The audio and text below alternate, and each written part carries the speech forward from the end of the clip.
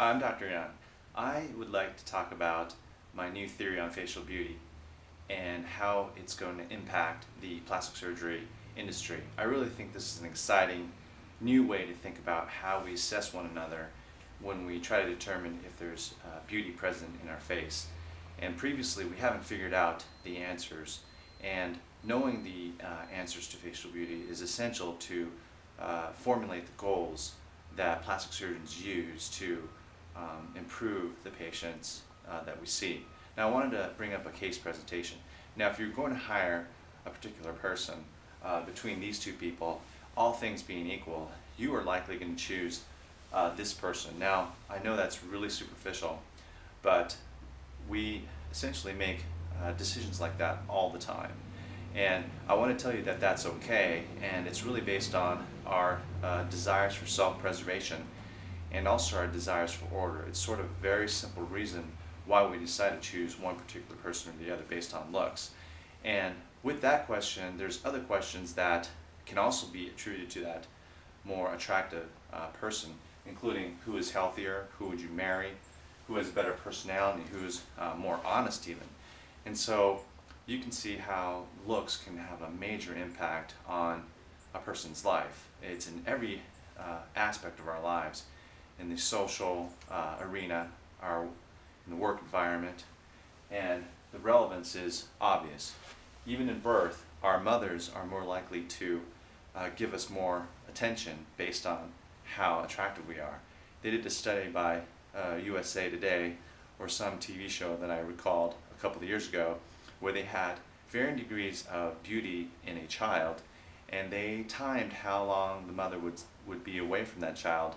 They showed that if the child was better looking, the mother was more likely to come back to check on that child. And the question is, does it fit into Darwin's theory of evolution? Because it is beauty propagated through our generations, because Darwin's theory is based on function preceding form, and form is an element of beauty. But what I'd like to tell you is that beauty is a marker for a pathogen-free state, and it also tells us how healthy we are based on how we look, because it takes more energy to make us beautiful. It happens in the other kingdoms of the animal kingdom. For example, the butterfly, beautiful colors and spots in the butterfly, how big antlers are in the deer, can really give clues to the opposite sex, whether we're healthy, whether we're going to propagate quality genes, and the status of our immune system. So beauty is a way that we can assess how our child or our children are going to turn out. And there are studies in our neuroanatomy that have shown that our neuroanatomy is wired to actually appreciate beauty. We appreciate beauty more on the right hemisphere of our brain and our right retinal fields, which essentially sees the left visual space, or the right person's face, when we see a particular person. So this shows that we have in our neuroanatomy that we are wired to appreciate beauty and thus select for beauty based on Darwin's principles. Now, there's a lot of studies called Chimera studies where we take one part of a face and make a whole face, and they've shown that the right face is more attractive, and that also correlates with our side of our brain that appreciates beauty, our right brain, which sees the person's right face. And these have improved in many different studies. So there is a asymmetry in our appreciation. Now, what about previous theories? Well, previous theories are based on external landmarks that we don't actually pay a lot of attention to. For example, the number 5. This is a magical number that Europeans use to discuss or correlate and quantitate how limbs should be proportioned. But it's really essentially 1.5, or 3 halves. And almost any living object or being can almost be broken up into thirds. Now, even a more famous theory on facial beauty is Leonardo da Vinci's neoclassical canons.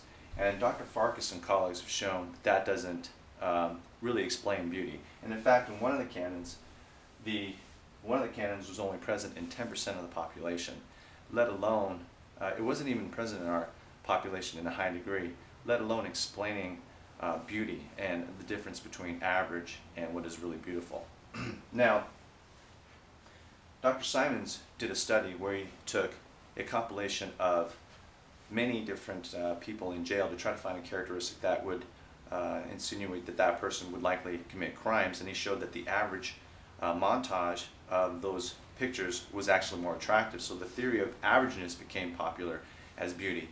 But Perret and colleagues showed that that wasn't the case, because they took a group of really good people and they enhanced those features and showed that it wasn't average. There was something else. So what is it? What was wrong with previous theories? Well, previous theories were based on external landmarks that we didn't really concentrate on. For example, this is one of Leonardo da Vinci's canons, and see how they're based on external landmarks. Now, we hardly ever spend time looking at the corners of the eye. We really look at something in the eye, but what is it that we're looking at? If we can find out what we concentrate on, maybe we can discover what is beautiful.